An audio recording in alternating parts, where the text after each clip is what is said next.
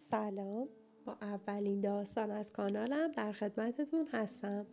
امیدوارم با سابسکرایب و لایکتون از کانال نوپای من حمایت کنید. بریم سراغ داستانمون. داستان حضرت سلیمان و زبان گربه ها.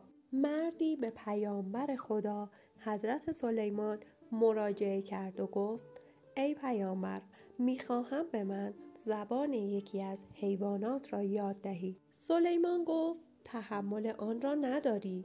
اما مرد اصرار کرد. سلیمان پرسید: کدام زبان؟ جواب داد: زبان گربه ها. سلیمان در گوش او دمید و عملاً زبان گربه ها را آموخت.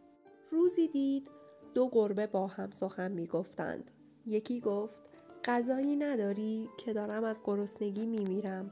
دومی گفت: نه، اما در این خانه خروسی هست که فردا می میرد. آنگاه آن را می خوریم. مرد شنید و گفت: به خدا نمی گذارم خروسم را بخورید. سپس خروس را فروخت. گربه آمد و از دیگری پرسید: آیا خروس مرد؟ گفت: نه، صاحبش آن را فروخت، اما گوسفند نر آنها خواهد مرد و آن را خواهیم خورد.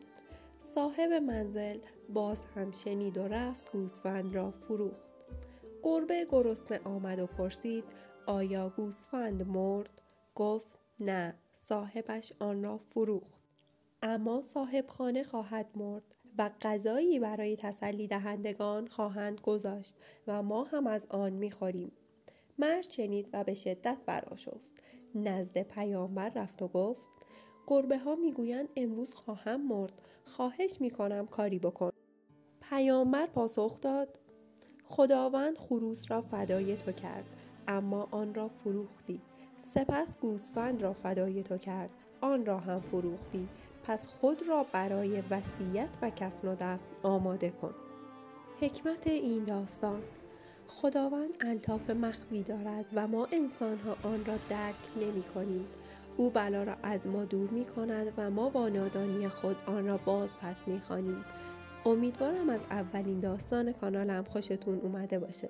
برای داستان‌های جذاب بیشتر کانالم رو سابسکرایب و پیج اینستامو فالو کن دوست عزیز.